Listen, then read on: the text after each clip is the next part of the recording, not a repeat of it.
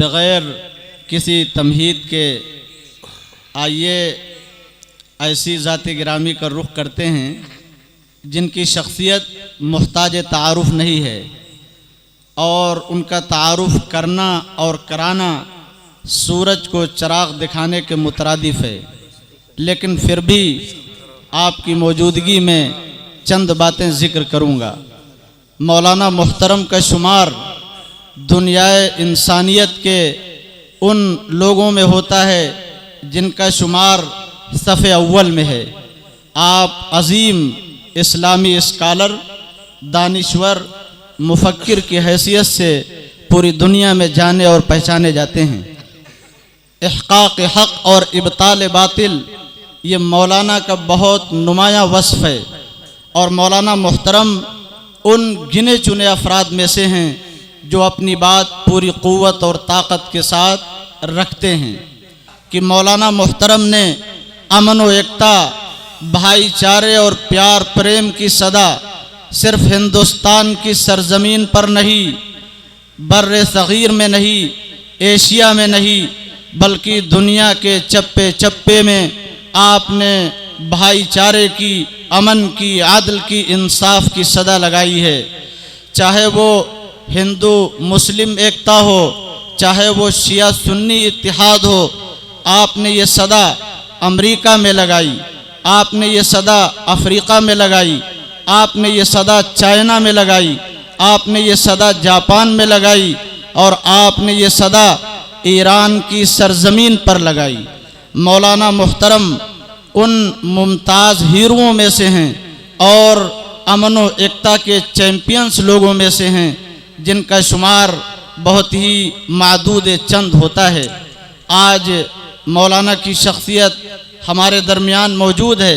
मौलाना बराबर अमन व एकता के लिए संघर्ष करने वाले और अपने आप को पूरे तरीक़े से इंसानियत के लिए, मानवता के लिए वक्फ़ करने वाले हैं। आज आप हमारे दरमियान तशरीफ़ फरमा हैं। ये हम सब के लिए, सरथरा के लोगों के लिए ये सआदत और ख़ुशी की बात है कि आज आप हमारे बीच में जलवा फरमा हैं। आपकी मुलाकात के लिए, आपकी दीद के लिए हज़ारों निगाहें तिश्ना काम रहती हैं और हज़ारों कान आपकी आवाज़, आपकी तकरीर, आपके बयान को सुनने के लिए बेताब रहते हैं और राहें जिनके इस्तक़बाल में फूल निछावर करती हैं और आप दुनिया इंसानियत के अज़ीम लोगों में शुमार किए जाते हैं। इससे मेरी मुराद आलमी शोहरत याफ्ता, तूतिए लासानी, बरकतुल असर, हम सब के मखदूम और मुहतरम हज़रत अक़दस मौलाना सैयद सलमान हुसैनी नदवी साहब, सदर जमियत शबाबुल इस्लाम और सदर फलाह इंसानियत बोर्ड, नाज़िम आला जामिया सैयद अहमद शहीद कटौली, हम हुजूर वाला को इन अशार के साथ दावत सुखन देते हैं। कमंद चांद सितारों पे डाल सकता हूँ, कमंद चांद सितारों पे डाल सकता हूँ, समंदरों को तहों तक खंगाल सकता हूँ, मेरे वजूद को इंचों से नापने वाले मैं हर चट्टान से दरिया निकाल सकता हूँ। हज़रत से बहुत मुअद्दिबाना गुजारिश है, दरख्वास्त है कि आज की इस आज़ीमुश्शान अमन व एकता कॉन्फ्रेंस में आप अपने ख़यालात का इजहार फरमाएँ। अल्हम्दुलिल्लाह वकफ़ा वसलामुन अला इबादिहिल्लज़ीना इस्तफ़ा, अम्मा बअदु फ़अऊज़ु बिल्लाहि मिनश शैतानिर रजीम, बिस्मिल्लाहिर रहमानिर रहीम। वलक़द कतबना फ़िज़्ज़बूरि मिन बअदिज़्ज़िक्र अन्नल अर्ज़ यरिथुहा इबादियस्सालिहून, इन्न फ़ी हाज़ा लबलाग़न लिक़ौमिन आबिदीन वमा अर्सलनाका इल्ला रहमतल लिल आलमीन। सदक़ल्लाहुल अज़ीम। मोहतरम बुजुर्गों, दोस्तों, भाइयों, अजीज़ों,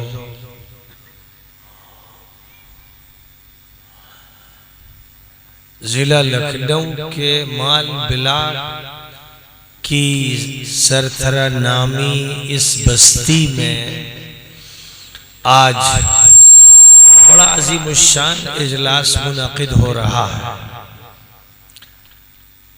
ऐसे इजलास छोटे छोटे गांवों में कम ही मुनक़िद होते हैं।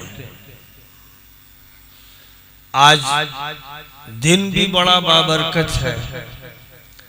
माह रबीउल अव्वल की 9 तारीख जो गुजरी और सीरत निगार मुहक्किकीन का ये कहना है, जिनमें बड़ा नाम अल्लामा शिबली नौमानी रहमतुल्लाहि अलैहि का है, जिन्होंने सीरतुन नबी पर एक ऐसी अजीब शान किताब लिखी है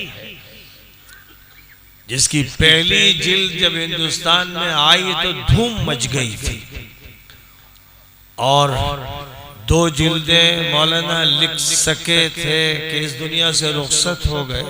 खाका 6-7 जिल्दों का था। फिर उनके शागिर्द रशीद अल्लामा सैयद सुलेमान नदवी ने बकिया जिल्दों की तकमील की तो सीरतुन नबी 7 जिल्दों में दुनिया के सामने आई। एक ऐसी किताब जिसने पूरी दुनिया से खराज तहसीन हासिल किया और बर्रे सगीर में लिखी जाने वाली किताबों में सबसे ज्यादा मुस्तनद और मोतबर और मुफस्सल किताब अल्लामा शिबली की सीरतुन नबी है। नबी की सीरत, उसमें उन्होंने बड़ी तहकीक के साथ ये बात पेश की है जिसमें मिस्र के भी बड़े बड़े मुहक्किकीन शामिल हैं और फलकियात के माहिरीन भी यही बात तहकीक के साथ कहते हैं कि नबी आखिरी नबी हजरत मोहम्मद सल्लल्लाहु अलैहि वसल्लम की विलादत 9 रबीउल अव्वल को हुई थी, वफात 12 रबीउल अव्वल को हुई। इसलिए आम तौर पर जो बात ज़बां ज़दे खवास व अवाम है वो 12 वफात यानी वफात की तारीख 12 है बिल इत्तिफाक, लेकिन नबी अकरम सल्लल्लाहु अलैहि वसल्लम की पैदाइश की तारीख 9 रबीउल अव्वल है।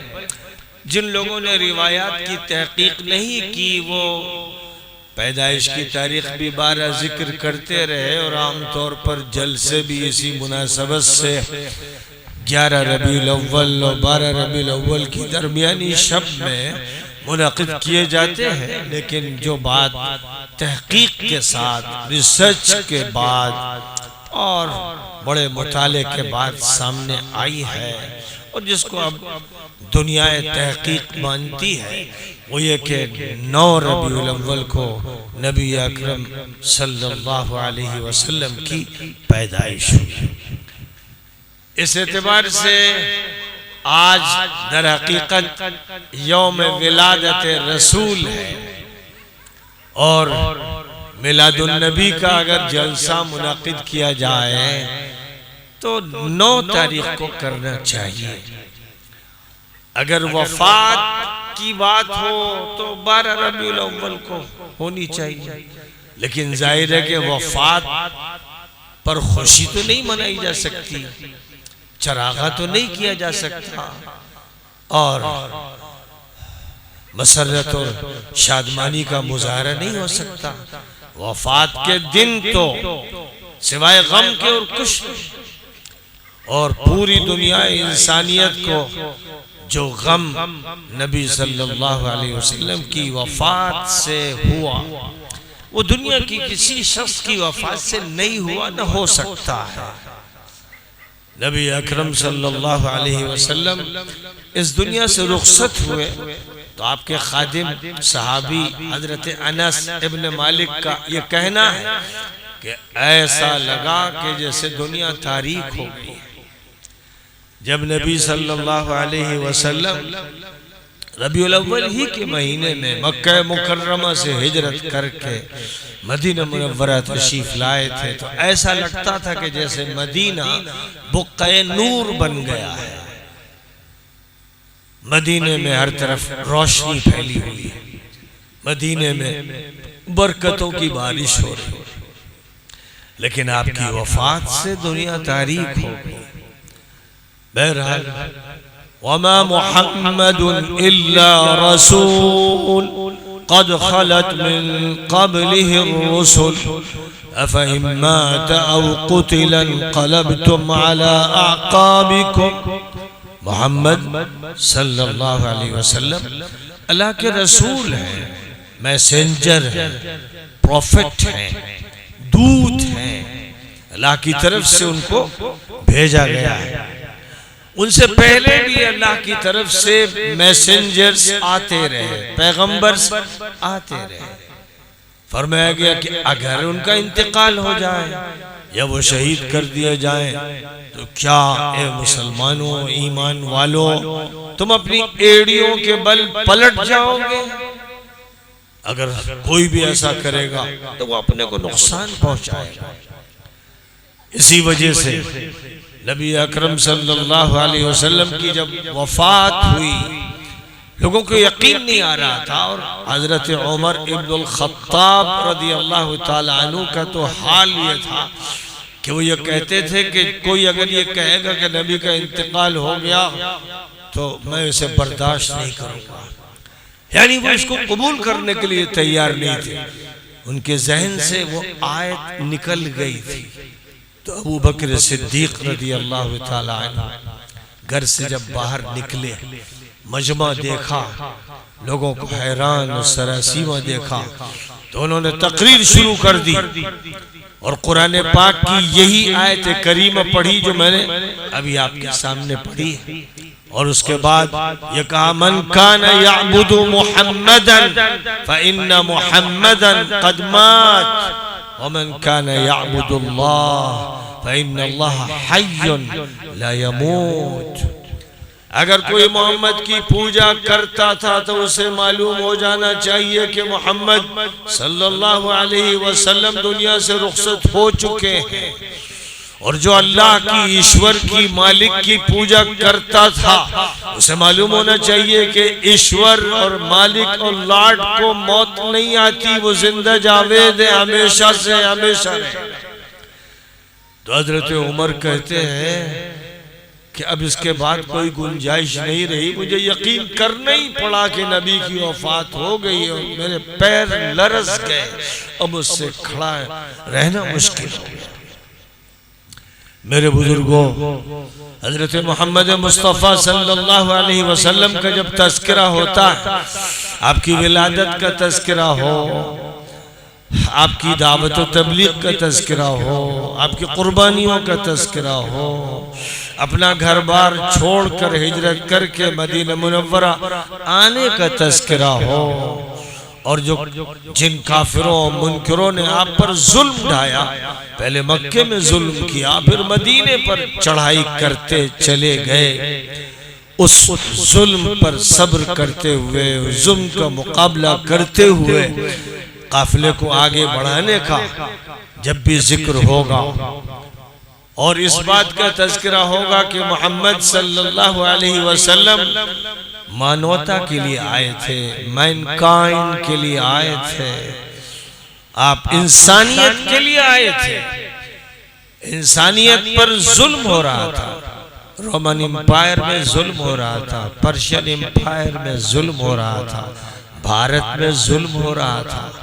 लोगों ने किसी को बड़ा बनाया, किसी को छोटा बनाया, इंसानों को तकसीम कर दिया, भेदभाव होता था, छूत छात का अमल हो रहा था, और ऊंच नीच और जात पात की लानत ने हर माशरे को पाप से और जुल्म से भर दिया था। ऐसे मौके पर अल्लाह की तरफ से, ईश्वर और मालिक की तरफ से यह फैसला किया गया कि दुनिया में उसकी तरफ से प्रॉफिट्स आते रहे, मैसेंजर्स आते रहे, रिफॉर्मर्स उठते रहे, हिंदुस्तान की सरजमीन पर रामचंद्र जी बड़े बड़े ईश्वर वाले थे। वो अपने मालिक से ताल्लुक रखते थे, वो परवरदिगार को मानते थे। कृष्ण जी का भी यह ताल्लुक था कि वे मानते थे कि ईश्वर एक है और उसी के सामने सर झुकाते थे, उसकी पूजा करते थे। गौतम बुद्धा को भी जो ज्ञान हासिल हुआ तो दर हकीकत उसी ईश्वर, उसी मालिक, उसी परवरदिगार की तरफ से रहम किया गया, करम किया गया। गौतम बुद्धा सही माना में बुद्धा बन गए।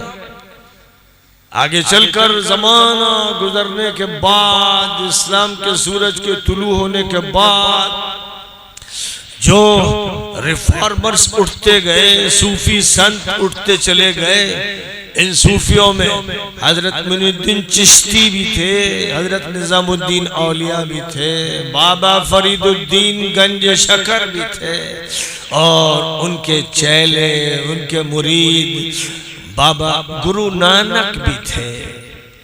ये सिलसिला तो चलता रहा, लेकिन ये कैसे चला, पूरी दुनिया में कैसे ये संदेश पहुंचा, उसकी वजह ये थी कि मोहम्मद लास्ट प्रॉफिट थे। अल्लाह की तरफ से ये बता दिया गया कि अब हम आखिरी नबी को भेज रहे हैं, आखिरी मैसेंजर, आखिरी प्रॉफिट, आखिरी पैगंबर अब तशरीफ ले आए।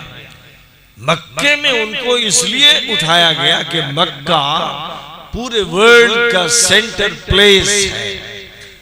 जैसे हिंदुस्तान के लिए दिल्ली कैपिटल है, अमेरिका के लिए वॉशिंगटन कैपिटल है, जर्मनी के लिए बर्लिन कैपिटल है, बर्तानिया के लिए लंदन कैपिटल है।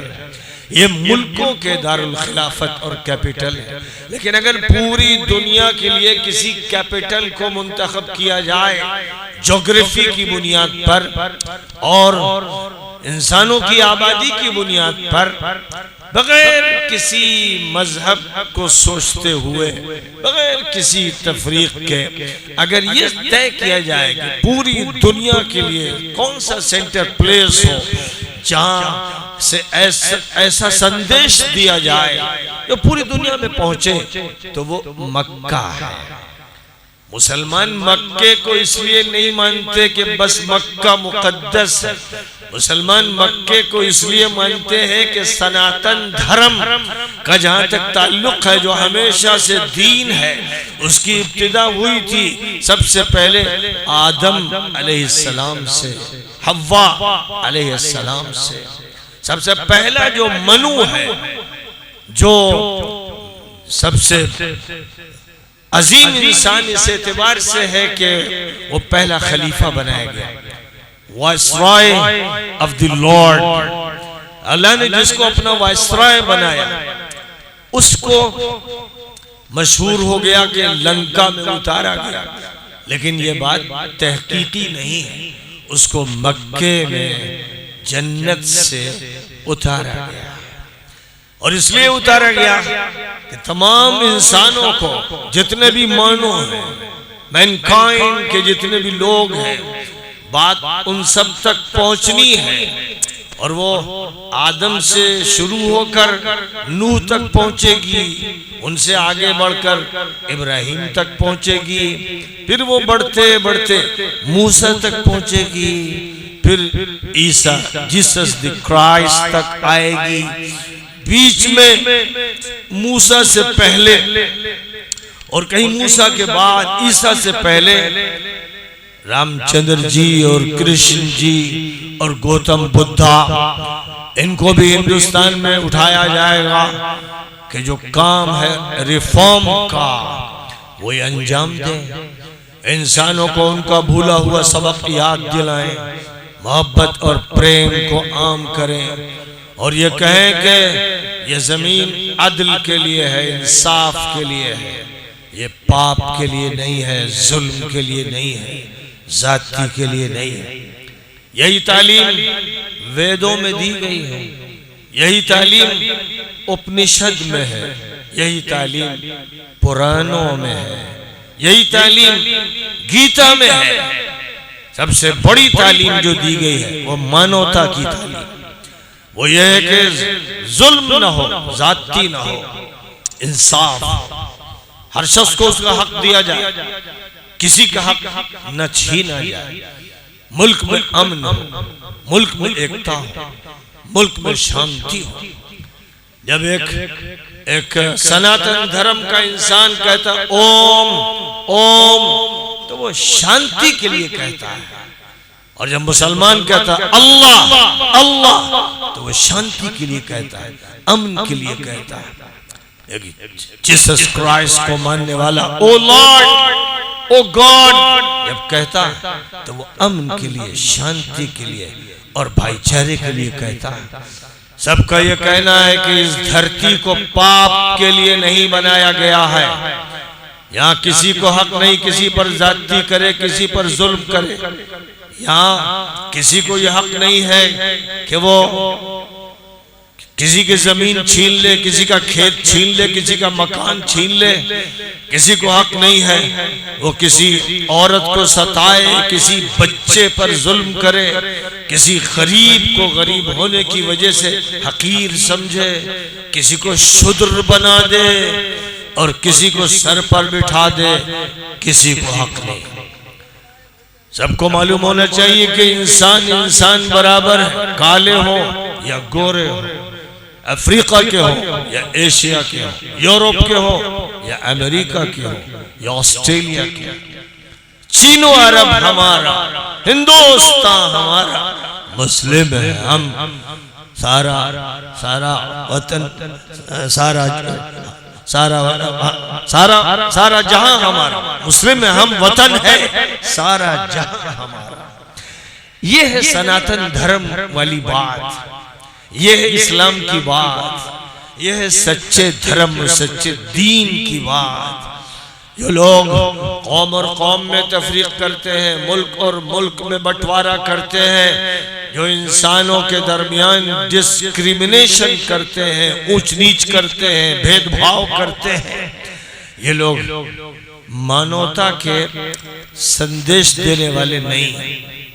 ये लोग मानवता पर जुल्म करने वाले पापी लोग, मुजरिम हैं, क्रिमिनल्स हैं, जो रिश्वत ले, जो सूद खाए, जो शराब पिए, जो लोगों पर जाति करे, गाली बके और भेदभाव करे और किसी कौम को निशाना बनाए, और किसी ने कभी जुल्म किया हो तो उसके नाम पर दूसरों पर आज जुल्म करे, ये अधर्मी है, धर्मी नहीं है।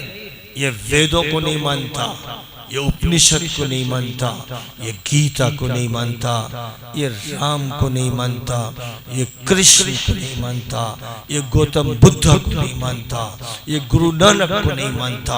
और सबसे पहले कहिए कि लास्ट प्रॉफिट मोहम्मद सल्लल्लाहु अलैहि वसल्लम को नहीं मानता। कुरान में ये बात कह दी गई थी कि पूरी दुनिया में जाति थी, जुल्म था, पाप था, पूरी दुनिया करा रही थी। जो लोग हाकिम थे, मालिक थे, जिनके पास दौलत थी, वो गुलामों को मारते थे, उनको इस तरह लड़ाते थे जैसे मेंढे लड़ते हैं या बैल लड़ते हैं, और उनकी लड़ाइयों का तमाशा देखते थे। वो खून से लथपथ होते थे तो ये कहकहे लगाते थे और उनको आग से जलाते थे, उनकी आग की रोशनी में खाना खाते थे। ये दुनिया के मुजरिम रोमन एम्पायर के और पर्शियन एम्पायर के लोग थे। ये सारी दुनिया की हुकूमतें पाप से भर गई थी, जुल्म से भर गई थी, अनारकी से भर गई थी, मानवता खत्म हो गई थी, और सूरत हाल इतनी खतरनाक थी कि ऐसा लगता था कि अगर और मौका दिया जाएगा तो ये इंसान सब के सब एक दूसरे को कत्ल कर देंगे, उनकी जान के दर पे, और जो भी गरीब हैं, कमजोर हैं, बेकस हैं, उनको मार मार के ये अपनी जिंदगी गुजारते हैं। इनका काम लूट मार है, ये जिधर भी जाते हैं लूटते हैं, मारते हैं। अब देख लीजिए अमेरिका का जहां तक ताल्लुक है 16वीं सदी में, 16वीं सदी के बाद 17वीं सदी के शुरू में जिस वक्त अमेरिका में अंग्रेज गए, वो अंग्रेज जो बाद में हमारे यहाँ आए, जो अंग्रेज गए और वो ये समझ रहे थे कि वो इंडिया जा रहे हैं, लेकिन उनके पानी के जहाज बढ़ते बढ़ते अमेरिका के साहिल पे टकराए और वो ये समझे कि वो इंडिया आ गए। और जो कौम वहां बसती थी उसको उन्होंने, इतने जाहिल थे, उजड़ कहा रेड इंडियंस, रेड इंडियंस। यहाँ तो ब्लैक इंडियंस थे, यहाँ के जो रहने वाले लोग थे, जो असल आबादी द्राविडियन नस्ल की थी, वो तो काले थे, सांवले थे, जिनको ढकेल कर श्रीलंका में, केरला में, तमिलनाडु में, आंध्रा में इधर उधर ढकेल दिया आर्यन कौमों ने। उन पर बड़ा जुल्म किया, लाखों को यहाँ ज़ब्ह किया। लेकिन यही कौम जब अमेरिका गई ये समझते हुए कि वो इंडिया पहुंच रही है और इंडिया पर उसे कब्जा करना है, तो जो लोग वहां दिखे उनको कहा रेड इंडियंस। और फिर रेड इंडियंस के मुल्क पर कब्जे के लिए लाखों रेड इंडियंस को, यानी अमेरिका की असल आबादी के लोगों को मार दिया, उनकी जमीनों पर कब्जा कर लिया, उनके इलाके उनसे छीन लिए। आज सूरत हाल ये है कि आप अमेरिका चले जाइए, और मैं कई मरतबा अमेरिका गया हूँ, कनाडा गया हूँ, उनका हाल ये है कि बेचारे जंगलों में बसते हैं। कितने ऐसे हैं जिनको रेड इंडियंस कहा गया, वो असल अमेरिकन है, ओरिजिनली वो अमेरिकन है। वो ऐसे इलाकों में रहते हैं जहां बिजली भी नहीं है, जहां रेडियो भी नहीं है, जहां उनके पास सिविलियन सोसाइटी की चीजें मौजूद नहीं। वो पुराने दौर की तरह आज भी रह रहे हैं अमेरिका में, आज भी, और उनसे मिलने नहीं दिया जाता। कोई टूरिस्ट जाता है, कोशिश करता है तो शायद वो इनके इलाकों तक पहुंच जाए। इस तरह उनका खात्मा किया कि अब उनका वजूद ही खतरे में है।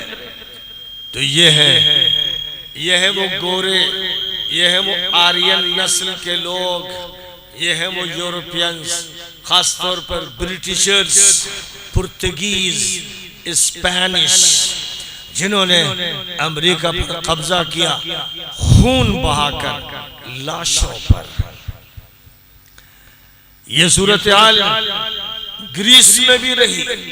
ग्रीस की फिलॉसफी को तो लोग जानते हैं, लेकिन वो ग्रीस की फिलॉसफी जिसके बुनियाद पर रोमन एम्पायर कायम हुई, उस एम्पायर में क्या क्या जुल्म किए गए हैं, उसको जानने के लिए decline and fall of the Roman Empire, इस किताब को पढ़ने से आदमी देख लेता है कि वो इंसान नहीं, वहशी थे, दरिंदे थे, जंगल के बदतरीन किस्म के जानवर थे, जिन्होंने बेशुमार इंसानों को कत्ल किया, जिन्होंने गुलामों को मारा, जिन्होंने बांदियों को मारा, जिन्होंने कमजोर इंसानों को मारा। यही सूरत हाल पर्शिया में हो रही थी। वहां पर भी जो हुकूमत थी वो जुल्म कर रही थी, ज़्यादतियां कर रही थी। ऐसे मौके पर पूरे वर्ल्ड का जो सेंटर प्लेस था मक्का, यहाँ सबसे पहले इंसान आदम उतरे थे और उनकी बीवी हव्वा उतरी थी। और सबसे पहले उनको ये फिक्र हुई कि भगवान के लिए, ईश्वर के लिए एक घर बनाना चाहिए, यानी जिसमें हम उसकी पूजा करें, उसकी इबादत करें, उसके सामने सर टेकें, कोई जगह हो, क्योंकि बगैर उसकी पूजा के तो इंसान की जिंदगी नहीं है। ईश्वर और मालिक और लॉर्ड को तो मानना ही मानना है। आकाश उसने बनाया, धरती उसने बनाई, पानी उसने बनाया, लोहा उसने बनाया, पौधे उसने उगाए, सब उसी का काम है, किसी इंसान का काम नहीं है। एक इंसान एक छोटा सा पौधा नहीं बना सकता है, एक चींटी नहीं बना सकता है, एक मच्छर नहीं बना सकता है। इंसान का तो काम यह है कि वो इस दुनिया में जो कुछ भी मालिक ने पैदा किया उसका सही इस्तेमाल करे, उससे फायदा उठाए। तो कुरान ये बात कहता है, और मैं समझता हूं कि सनातन धर्म में भी ये बात कहीं ना कहीं मौजूद होगी। इन्ना अव्वल बैतिन वुदिअ लिन्नास लल्लज़ी बिबक्कता मुबारकन व हुदल लिल आलमीन। सबसे पहला घर जो पूजा के लिए बनाया गया, ईश्वर की पूजा के लिए सबसे पहला घर जो बनाया गया, वो पूरी दुनिया के सेंटर प्लेस मक्का में बनाया गया। और इसलिए बनाया गया कि पूरी दुनिया के इंसानों को गाइडेंस वहां से दी जाए। पूरी इंसानियत के लिए अल्लाह की तरफ से इब्राहीम से कहा गया, जिनकी तरफ ब्राह्मण अपनी निस्बत करते हैं, उनके यहाँ भी इब्राहीम का तसव्वुर है, ब्राह्मण का जोड़ जाकर इब्राहीम से मिलता है। तो इब्राहीम से अल्लाह ने, मालिक ने कहा, वअज़्ज़िन फिन्नासि बिलहज्जि यअतूका रिजाला व अला कुल्लि दामिरिन यअतीना मिन कुल्लि फज्जिन अमीक। इब्राहीम सदा लगा दो कि लोग यात्रा करें। इस घर की, जो घर पहला घर है, सेंटर प्लेस पर है, और ये इंडिया के लिए भी बनाया गया है और अफ्रीका और अमेरिका के लिए, पूरी दुनिया से लोगों को इस सेंटर प्लेस में आना है। तो ये इब्राहीम ऐलान कर दो कि लोग आए, यहाँ की यात्रा करें, यहाँ के लिए चलें, सफर करें, पैदल भी आए, सवारियों पर आए। और ये बता दिया गया ईश्वर और मालिक की तरफ से, इब्राहीम तुम्हारा काम सदा लगाना है और पूरी दुनिया से लोगों को लाना हमारा काम है। तो आप देख लीजिए, आज से अगर हम हिसाब लगाएं तो तकरीबन यूं समझिए कि 4000 साल गुजर गए। 4000 साल गुजर गए जब इब्राहीम ने ये सदा लगाई थी। और आज जो लोग भी जाते हैं मक्का, यानी सेंट्रल प्लेस जाते हैं, वो पूरी दुनिया से जाते हैं। कोई मुल्क ऐसा नहीं है इस धरती पर जहां से लोग यात्रा के लिए, जिसको हज कहते हैं, उसके खास अहकाम है, उसकी तफसीलात। पूरी दुनिया से लोग जा रहे हैं। आज भी आप देख रहे हैं, जिसके पास भी इंटरनेट है, जिसके पास भी टीवी है, वो देख रहा है कि वो जो सेंटर प्लेस है और जिस पर एक इमारत है और उसके ऊपर एक गिलाफ चढ़ा हुआ है, आमतौर पर काला गिलाफ चढ़ा हुआ है, बहुत ही खूबसूरत किस्म की चीजें उस पर लिखी हुई हैं। वहां पूरी दुनिया चली आ रही है, उसके फेरे लगा रही है, उसके फेरे लगा रही है। गुरु नानक जी भी गए थे, क्योंकि वो बाबा फरीदुद्दीन गंज शकर के शागिर्द थे, मुरीद थे, इसलिए वो भी मक्का गए और उस घर का तवाफ किया। उन्होंने भी वो जगह देखी। और सच्ची बात यह है कि जितने भी सनातन धर्मी हैं, अगर वो ये समझ ले कि सनातन धर्म वो धर्म है जो हमेशा से है, हमेशा रहेगा, यानी इस्लाम के माने है surrender to the will of God, जो अल्लाह की मर्जी है उसके सामने झुकना। तो यही तो सनातन धर्म कहता है कि ईश्वर को मानना है, उसके सामने झुकना है, उसकी पूजा करना है, हाँ, उसको मानना। तो जिस तरह वो ये कहते हैं, यही बात कही गई, इस्लाम को लोग समझने लगे कि इस्लाम का मतलब कि जिसमें गोश्त खाया जाए और जिसमें ईद और बकरीद खास तौर पर मनाई जाए और जिसमें ये और ये किया जाए, ये तो इस्लाम का सही तारुफ नहीं है। इस्लाम के माने जो है वो तो surrender to the will of God के है। मालिक ईश्वर की मर्जी को देखना, अपनी मर्जी नहीं। हम अपने नफ्स को नहीं देखते, हम ईगो को नहीं देखते, हम अपने अना को नहीं देखते। हम ये देखते हैं कि भगवान क्या चाहता है, मालिक क्या चाहता है, ईश्वर क्या चाहता है। ये वो बात है कि अगर इसको समझ लें, जो अपने को हिंदू कह रहे हैं, मोहन भागवत जी भी कहते हैं, नेहरू ने भी कहा था, और गुरु गोलवालकर ने भी लिखा अपनी किताब में, जो बंच ऑफ थॉट्स के नाम से उन्होंने किताब लिखी, कि हिंदू मजहब नहीं है, हिंदू तो एक कल्चर का नाम है, ये तो एक जोग्राफिकल नेम है। जो भी रहता है यहाँ वो इंडियन है, भारतीय है, हिंदुस्तानी है, ये एक जोग्राफिकल नेम है। हिंदू मजहब नहीं, मजहब सनातन धर्म है। ये बात गांधी जी भी कहते थे। और उनके बिल्कुल मुकाबिल में चाहे सावरकर हो या गुरु गोलवालकर हो और आरएसएस के जो चीफ हैं अब मोहन भागवत, वो भी खुलकर ये कहते हैं कि हिंदू मजहब नहीं बल्कि एक कल्चर, एक सकाफत है। इसलिए जब भी बात मजहब की होगी, ऊपर वाले की होगी, तो फिर सनातन धर्म का तस्करा होगा, वैदिक धर्म का तस्करा होगा। हर मुसलमान जो पढ़ा लिखा है उसकी कोई लड़ाई सनातन धर्मियों से नहीं।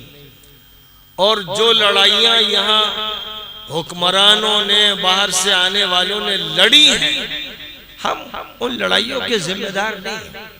उनका बोझ हम पर डालना सही नहीं। और किसी ने की आजादी की, फर्ज कीजिए साबित हो जाए कि किसी ने जुल्म किया या जाति की, उसका ताल्लुक किसी दूसरे से नहीं। ये उसूल है, ये उसूल गीता में भी है, ये उसूल यूनाइटेड नेशंस ऑर्गेनाइजेशन के चार्टर में भी है, ये उसूल हमारे मुल्क के कॉन्स्टिट्यूशन में भी है, फंडामेंटल राइट्स में भी है। किसी के जुल्म को किसी के ऊपर नहीं लादा जा सकता। 1450 साल पहले ये बात कुरान में कही गई, ला तज़िरु वाज़िरतुन विज़्रा उख़रा।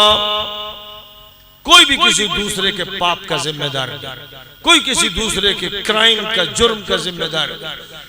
बाप ने गलती की तो बेटा नहीं पकड़ा जाएगा, बेटे ने गलती की तो बाप नहीं पकड़ा जाएगा, शौहर ने गलती की तो बीवी को नहीं सताया जाएगा, बीवी से गलती हुई तो शौहर को नहीं पकड़ा जाएगा। ये उसूल है और ये उसूल ऐसा है जो फंडामेंटल राइट्स के मुताबिक है। लेकिन आज क्या हो रहा है, गलती कोई करता है और फिर उसके बाद सताया जाता है, उसके खानदान को, उसके घर वालों को, उसके बच्चों को ज्यादती की जाती है। तो जाहिर है कि इंसाफ के खिलाफ पुलिस का काम यह है कि वो पता चलाए कि क्राइम किसका है, पहले पूरी तहकीक करे ताकि जस्टिस कायम रहे, इंसाफ हो। उसके बाद उसी को पकड़े जिसका रिकॉर्ड क्रिमिनल है, जिसके बारे में साबित हो जाए कि उसने जुल्म किया, ज्यादती की। यह है सही राम राज, यह है इंसाफ का निजाम। इस निजाम से कोई भी हटता है, पुलिस वाला हटे, वकील हटे, जज हटे, कोई बड़े से बड़े ओहदे वाला हटे, तो वो पापी है, वो मुजरिम है, वो क्रिमिनल खुद है। दुनिया को यही समझाने के लिए लॉस्ट प्रॉफिट मोहम्मद सल्लल्लाहु अलैहि वसल्लम तशरीफ लाए, इंसानियत के एहतराम के लिए, जुल्म के खात्मे के लिए, पाप को खत्म करने के लिए, नेकी को फैलाने के लिए, अच्छाई को आम करने के लिए, रहमदिली के लिए, हमदर्दी के लिए, गमखारी के लिए, सारे इंसानों को ये बताने के लिए कि तुम भाई भाई हो, परिवार एक है, खून तुम्हारा हमारा एक, पट्टे एक, हड्डी एक। तुम भी जमीन की पैदावार इस्तेमाल करते हो, हम भी जमीन की पैदावार इस्तेमाल करते हैं। तुम भी भैंस और गाय का दूध पीते हो, हम भी पीते हैं। और तुम भी तरकारी खाते हो और हम भी खाते हैं। तुम भी इसी ऑक्सीजन को अपने फेफड़ों में ले जाते हो, हम भी इसी ऑक्सीजन को ले जाते हैं। हमारा सिस्टम, तुम्हारा सिस्टम एक है। मोहन भागवत जी कहते हैं डीएनए एक, सही बात, डीएनए इस एतबार से एक है कि सबके सब एक खानदान के हैं, एक बाप आदम, एक माँ है हव्वा। हम जब उनको मान लेते हैं और प्रॉफिट्स को मान लेते हैं, मैसेंजर्स को मान लेते हैं, तो कड़ी कड़ी से जुड़ती चली जाती है। फिर आखिरी पर पैगंबर हजरत मोहम्मद सल्लल्लाहु अलैहि वसल्लम को मानने में कोई दुश्वारी नहीं होती। हम उन्हें मानते हैं क्योंकि हमारा दिल गवाही देता कि वो सच्चे नबी थे, वो अमानतदार थे, दयानतदार थे और सदाकत शिआर थे। और इंसानों के लिए वो आए थे कि इंसानों को जुल्म से निकाल। लिहाजा कुरान में कहा गया या अय्युहन्नासु इन्ना खलक़नाकुम मिन ज़करिन व उन्सा वजअलनाकुम शुऊबन व क़बाइल लितआरफू इन्न अक्रमकुम इंदल्लाहि अत्क़ाकुम इन्नल्लाह अलीमुन खबीर। ए इंसानों, मानवता को मानने वालों, ए इंसानों, मालिक कह रहा है, ईश्वर कह रहा है, भगवान कह रहा है, परवरदिगार कह रहा है, अल्लाह कह रहा है, ए इंसानों, हमने तुम सबको पैदा किया एक मर्द से, एक औरत से, और तुमको मुख्तलिफ खानदानों में रखा, कौमों में रखा, कबीलों में रखा, ताकि तुम एक दूसरे को पहचानो। हमने जो तुम्हारे दरमियान निशानियां रखी है पहचान के लिए, इसलिए नहीं कि तुम किसी को हकीर समझो, जलील समझो, किसी को शुद्र कह दो और किसी के साथ जिल्लत का मामला करो। हरगिज हरगिज नहीं। सब क्रिएशन है उस क्रिएटर की, उस मालिक की। इस एतबार से एक खानदान है। ये कौन कह रहा है? कुरान कह रहा है। अब जब कुरान ये बात कह रहा है तो हर मुसलमान ये जानता है कि जो अपने को हिंदू कहता है, जो ईसाई कहता है, जो यहूदी कहता है, जो जैनी है, जो बुद्धिस्ट है, जो सिख है, ये मुख्तलिफ मजहब को मान रहे हैं, अपने दिमाग से सोच रहे हैं, या जो घर की रिवायात हैं उनको इख्तियार कर रहे हैं, लेकिन सबका खानदान एक है। पहली बात, सबका खानदान एक, सबका मालिक एक। कुल हुवल्लाहु अहद, कह दो कि वल्लाह वो ईश्वर एक है।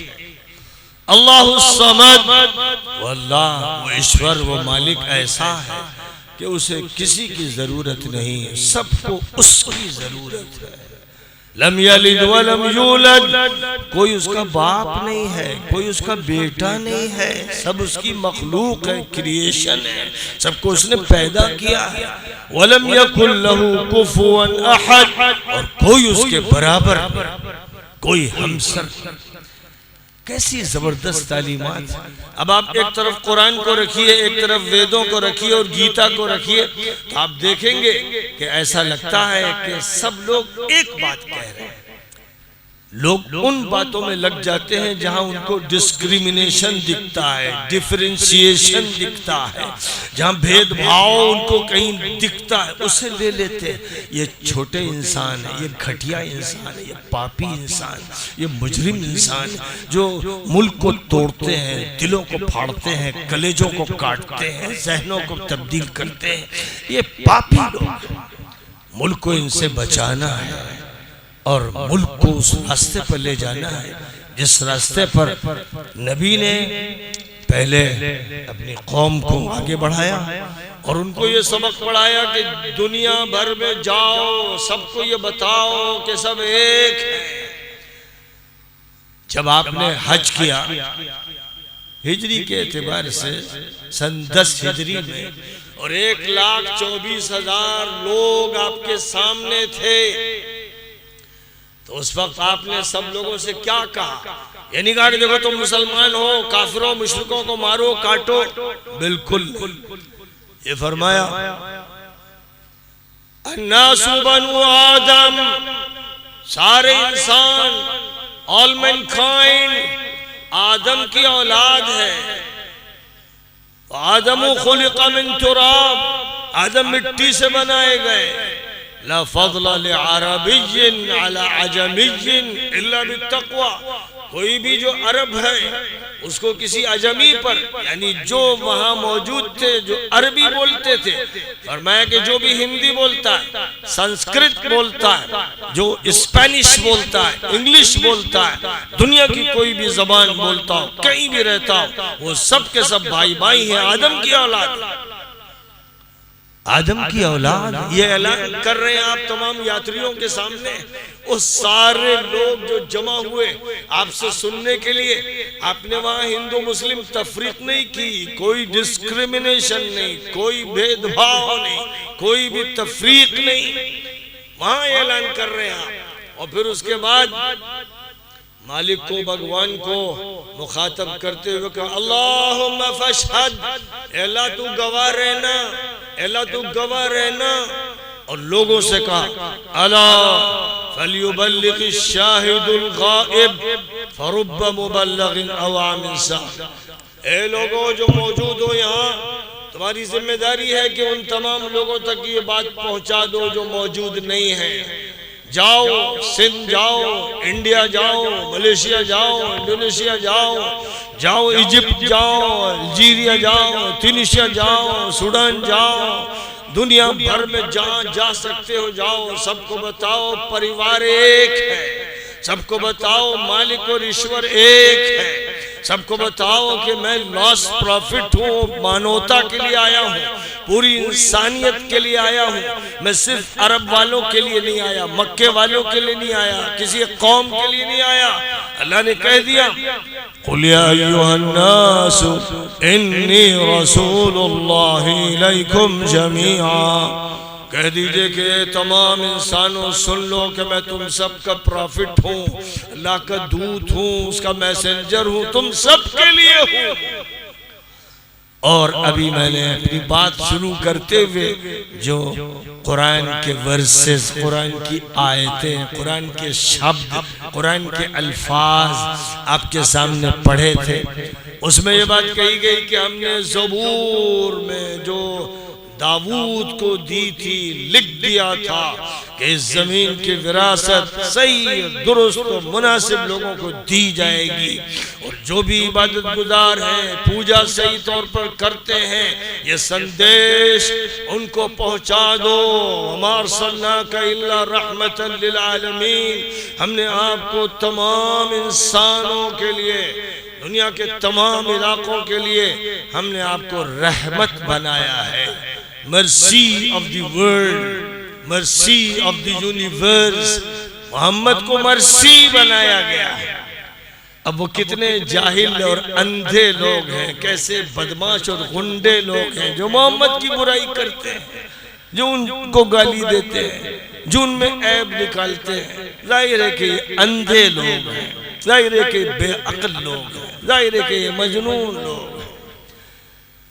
मोहम्मद को हर समझदार इंसान पहचानता है और जानता है कि मोहम्मद सल्लल्लाहु अलैहि वसल्लम हमारे दिल का चैन है, हमारे दिमाग का सही सोच है, हमारे अंदर का नूर है। मोहम्मद सल्लल्लाहु अलैहि वसल्लम हमारे लिए सुकून और सकीनत का सबब है। मोहम्मद के वास्ते से ईश्वर तक पहुंचा जा सकता है। जो मोहम्मद को मानता है वो कलमा पढ़ता है, ला इलाहा इल्लल्लाह। नहीं है कोई मालिक नहीं, कोई हुक्मरान नहीं, कोई ताकत वाला नहीं, कोई शिफा देने वाला नहीं, किसी के हाथ में मौत और जिंदगी नहीं सिवाय ईश्वर। ईश्वर के पास ताकत, ईश्वर के पास शक्ति है, ईश्वर के हाथ में है सब कुछ, अल्लाह के हाथ में, उसके हाथ में। अब जाहिर है कि जब हम ला इलाहा इल्लल्लाह कहते हैं तो हिंदू बेचारा समझता है कि ये मुसलमान अपनी बात कह रहे हैं। हरगिज नहीं। हर सनातन धर्मी का यही कलमा है। हर सनातन धर्म मानता है कि मोहम्मद भी एक प्रॉफिट थे और आखिरी थे। हर सनातन धर्मी अल्लाह को, भगवान को, ईश्वर को, लॉर्ड को, गॉड को मानता है। इसलिए ला इलाहा इल्लल्लाह ये मुसलमानों के लिए एक चीज नहीं है। हर हिंदू को, हर जैनी को, हर बुद्धिस्ट को, हर सिख को यही कहना है कि ईश्वर है सब कुछ। ये कहना कोई है जो इसका इनकार करे? कोई है? कोई ईसाई है जो कहे लॉर्ड के पास कुछ नहीं, गॉड के पास कुछ नहीं? क्या कोई यहूदी कह सकता है इलोहीम और यहोवा के पास कुछ नहीं? क्या कोई कह सकता है इस मुल्क में रहने वाला कि ईश्वर के पास कुछ नहीं? जो ऐसा कहेगा वो पापी होगा, मुजरिम होगा। इसलिए जब हम कहते हैं ला इलाहा इल्लल्लाह, ताकत और कुव्वत और मौत और जिंदगी और सेहत और बीमारी सब कुछ ईश्वर के हाथ में है। तो ये कलमा हिंदुस्तान का वैसे ही है जैसे अरबिस्तान का, अफगानिस्तान का, ताजिकिस्तान का, उज़्बेकिस्तान का, तुर्कमेनिस्तान का, ईरान का, पाकिस्तान का, अफ्रीकन कंट्रीज का, यूरोपियन कंट्रीज का, अमेरिका और कनाडा का, चाइना का, आज के रशिया का और जापान का, कोरिया का, दुनिया का हर मुल्क यही कहता है कि लॉर्ड और गॉड एक है, ईश्वर एक है, वो मालिक एक है। वो यह सब कहते हैं ला इलाहा इल्लल्लाह, ला इलाहा इल्लल्लाह। मैंने देहरादून में अभी बड़े बड़े पंडित भी थे, बड़े बड़े स्कॉलर भी थे, जमा हुए थे। मैंने उनसे कहा कि मैं आपसे एक सच्ची बात बताता हूँ और मैं ऐसा योगा बताऊंगा, डिवाइन योगा, कि अगर आप उसको सीख लें तो आपके सारे दिलदर पार हो जाएंगे और आपको दिल का सुकून मिलेगा। अगर आपको परेशानी है घर में, दुकान में, खेत में, कारखाने में, लोग आपको सता रहे हैं, तो मैं आपसे आज कह रहा हूँ, यहाँ जो बैठे हुए हैं सनातन धर्मी, उनसे कह रहा हूँ, मुसलमानों से भी जो तमाम झगड़ों में, मुसीबतों में, उलझनों में रहते हैं, कि अकेले कमरे में कोने पर जाके बैठ जाइए।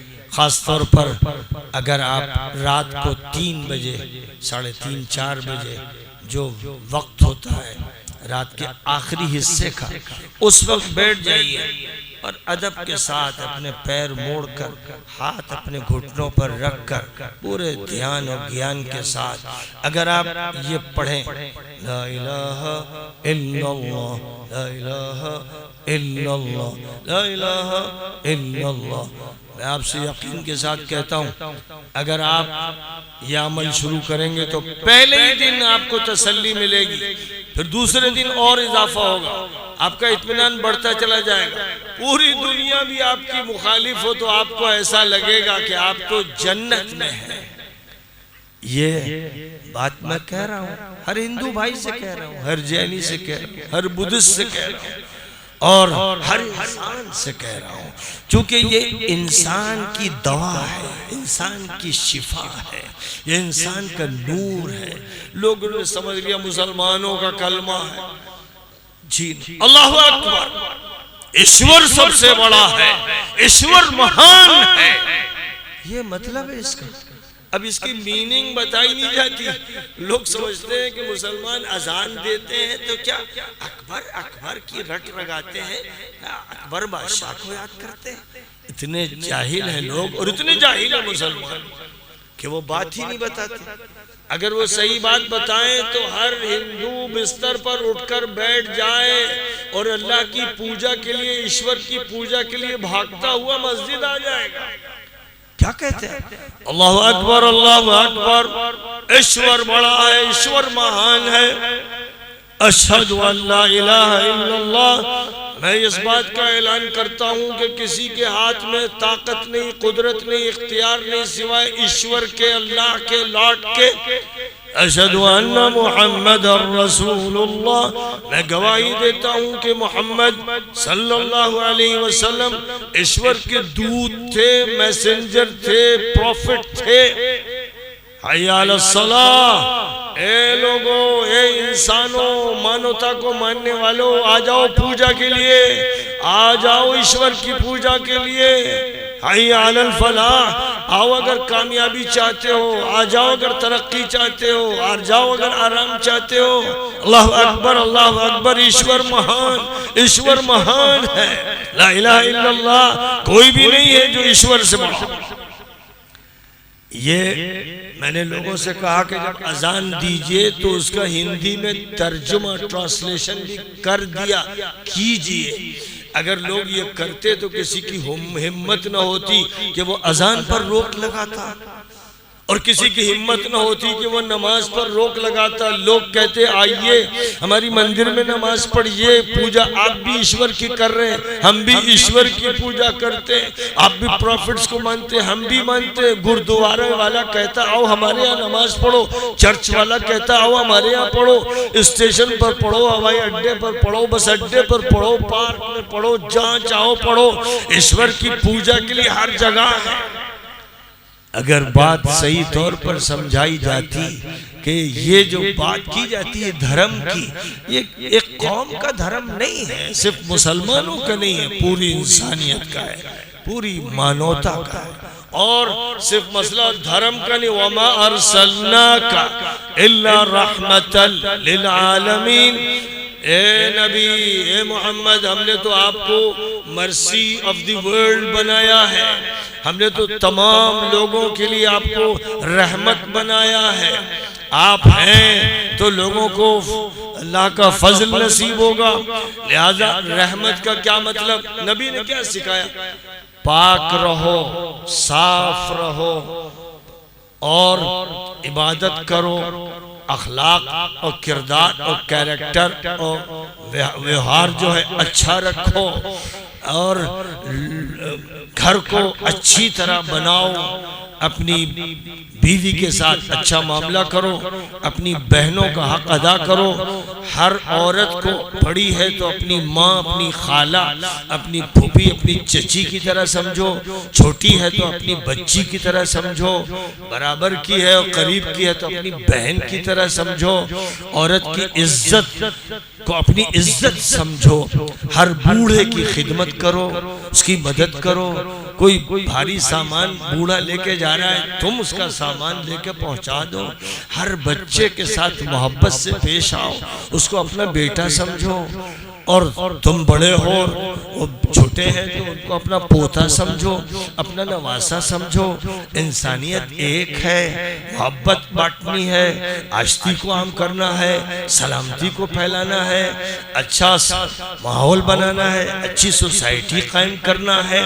और यही सोसाइटी आगे बढ़ते बढ़ते जब गवर्नेंस के दौर में पहुंच जाएगी तो अच्छी हुकूमत कायम होनी है, इंसाफ वाली हुकूमत, अदल वाली हुकूमत, सबके साथ सही सलूक करने वाली हुकूमत। और इसी तरह जब इसके लिए कोर्ट होगा, सिविल कोर्ट हो और हाई कोर्ट हो, सुप्रीम कोर्ट हो, तो हर जज बैठेगा कि ईश्वर के सामने सर झुका देना है और ईश्वर के कानून को मानना है और हर इंसान को इंसाफ देना है, किसी पर जुल्म नहीं होने देना है। रिश्वत हराम है, उसे नहीं लेना है। हर वो माल हराम जो दिया जाए फैसला बदलने के लिए, वो ऐसा है जैसे गलाजत और गंदगी और नापाकी हो। हमें इंसाफ के लिए काम करना है, कोई रिश्वत नहीं लेनी है। पुलिस वाला रिश्वत नहीं लेगा, कोई गैर वकील रिश्वत नहीं लेगा। हर आदमी इस काम यूं करेगा कि सर्विस मेरी जिम्मेदारी है, मैं सर्वेंट हूं। पहले सर्वेंट ऑफ गॉड हूं, फिर सर्वेंट ऑफ द नेशन हूं, सर्वेंट ऑफ द मैनकाइंड हूं। मेरा काम खिदमत है और मैं खिदमत से लोगों के दिल जीतना चाहता हूँ। मैं अच्छा साफ सुथरा माहौल चाहता हूँ। ये आखिरी नबी की तालीमात है कि अपने जात के अंदर भी नेक बनो, खुद गर्जी छोड़ो और बुरे इरादे छोड़ो। नीयत तुम्हारी खराब ना हो, इरादा तुम्हारा खराब ना हो, साफ सुथरे रहो, पाक रहो। और उसके बाद अपने घर को ठीक रखो, अपने घर के साथ अच्छा मामला करो और बाहर तुम्हारा जो पड़ोसी हो उसके साथ अच्छा मामला करो। तुम बाहर जाओ, सड़क पे चलो, गली में चलो, बाजार में जाओ, किसी मॉल में जाओ, किसी फैक्ट्री में जाओ, तुम्हारी तरफ से किसी पर जाती ना हो, तुम्हारी तरफ से गंदगी ना हो, तुम रास्तों को खराब ना करो, तुम दीवारों पर मत थूको, तुम पान खाकर और जो चीजें गलत हैं उनको खा खा कर इधर उधर थूक मत करो। साफ सुथरे रहो, हर जगह को साफ सुथरा रखो और सोसाइटी को ऐसा बनाओ कि सोसाइटी को ये लगे कि हम अपने घर में हैं। कोई घर खुला छोड़कर चला जाए, उसे डर न हो कि चोरी होगी, डकैती होगी। पड़ोस का जो शख्स है वो समझेगा कि ये मेरा घर है, वो हिफाजत करेगा। दुकान खुली छोड़ के चले जाओ, तुम्हारी एक चीज उठेगी नहीं, क्योंकि नेकी और अच्छी बात समझाई गई है, इंसानियत समझाई गई है। इसलिए कोई दुकान को नहीं लूटेगा, तुम्हारा पैसा चोरी नहीं करेगा। चोरी को इस तरह बंद करना है, डकैती को बंद करना है, जुल्म को बंद करना है। आज हमारा मुल्क करा रहा है, सिसक रहा है, तड़प रहा है। अब कोई सा अखबार उठा लीजिए, मुल्क में इंग्लिश पेपर्स भी हैं, हिंदी उर्दू अखबार है, और हर इलाके में गुजराती अखबार हो, कन्नड़ अखबार हो, मलयालम अखबार हो, असमी ज़बान के अखबार, सारे अखबार। जिस अखबार को भी आप उठाएंगे तो कई सफ़हात के अंदर कई पेजेस ऐसे होंगे जिनमें किसी लड़की के इग़वा, बलात्कार, जुल्म, कत्ल, किसी को मार देना, किसी की जमीन छीन लेना और किसी की जगह पर कब्जा कर देना, किसी गाली देना, किसी पर ज़्यादती करना, और तरह तरह के जुल्म से अखबारात भरे हुए।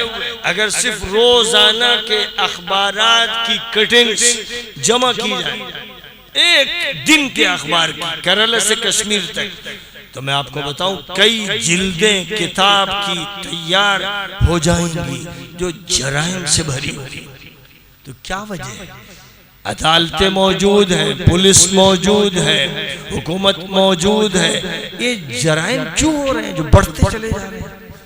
वजह उसकी ये है कि लोग ईमान रखते हैं कि वेदे हैं, उपनिषद हैं, पुराण हैं, गीता हैं, उन पर अमल नहीं करते हैं।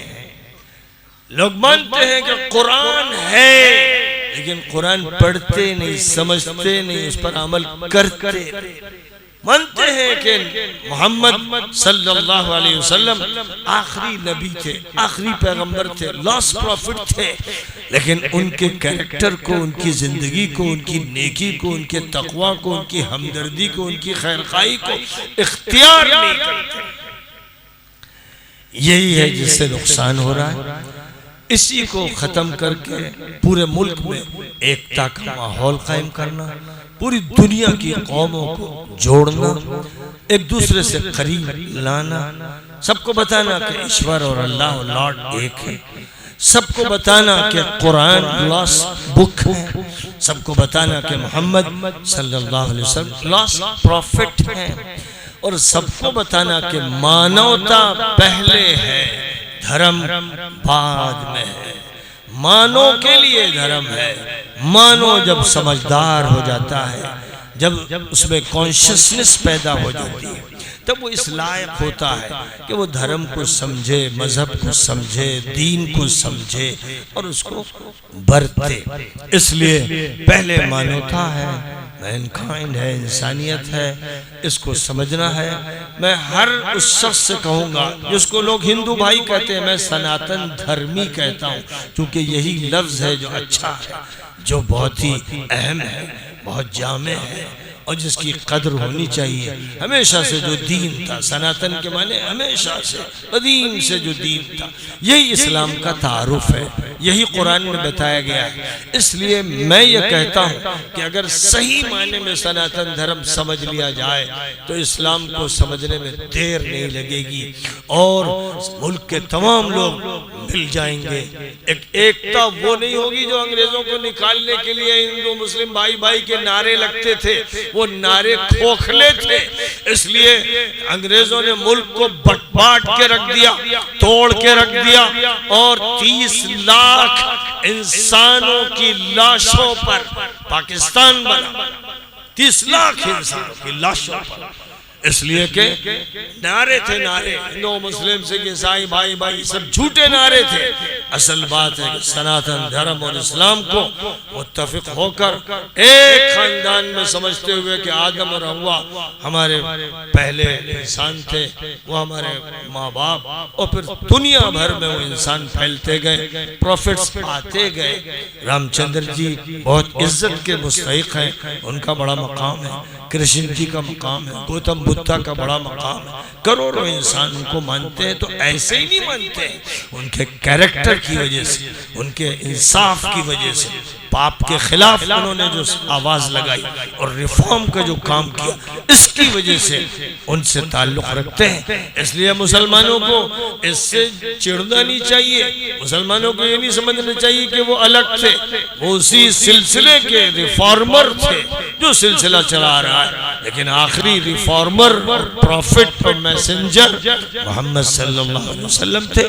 शंकर आचार्य जी भी, जो बड़े शंकर आचार्य मोहम्मद की खिदमत में सलाम पेश करते हैं। और दुनिया में जो बड़े बड़े क्रिश्चियंस हैं और जो सच्चे पक्के ज्यूज हैं, जो मोसेस को मानते हैं, वो भी हजरत मोहम्मद सल्लल्लाहु अलैहि वसल्लम की इज्जत और अजमत के सामने सर झुकाते हैं और हर जुल्म के खिलाफ खड़े होते हैं। तो ये तहरीक इंटरनेशनल भी है और नेशनल भी है। मैं आपके दरमियान आज बैठा हूँ एक गांव में, लेकिन मैंने कितनी मर्तबा स्पीचेस दी हैं कनाडा, अमेरिका में, बर्तानिया, फ्रांस में, जर्मनी में, स्पेन में, हॉलैंड में, चाइना में, जापान में, अफ्रीका में, साउथ अफ्रीका में, और अफ्रीका की जो दरमियान की कंट्रीज, मैं वहां पर भी यही कहता रहा हूँ। कोई नई बात नहीं है जो आज कह रहा हूँ, मुसलसल कह रहा हूँ। लोग जुड़ते जा रहे हैं, काफिला बनता जा रहा है, फतेह हमें होगी। और जो लोग भी इस बात को मानेंगे वही इस मुल्क के सही माना में गुरु बनेंगे और इस मुल्क को दुनिया का गुरु बनाएंगे।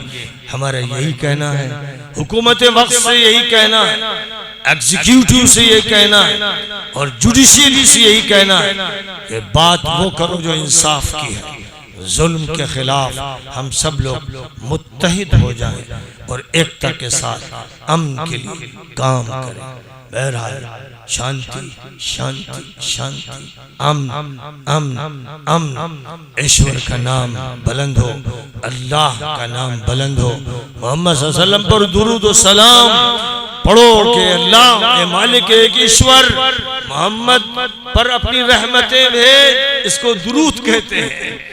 और मैं सलाम करता हूँ मोहम्मद मुस्तफ़ा सल्लल्लाहु अलैहि वसल्लम, इसको सलाम कहते हैं। हर सनातन धर्मी मोहम्मद सल्लल्लाहु अलैहि वसल्लम को सलाम करता है और वो ईश्वर से कहता है कि अपने जितने भी प्रॉफिट्स हैं, जितने भी दूत और मैसेंजर हैं, उन पर रहमत भेज और लॉस्ट प्रॉफिट मोहम्मद सल्लल्लाहु अलैहि वसल्लम पर भी रहमत भेज। बस इसी पर बात खत्म करता हूँ। आखिर दावाना अनिल हम्द।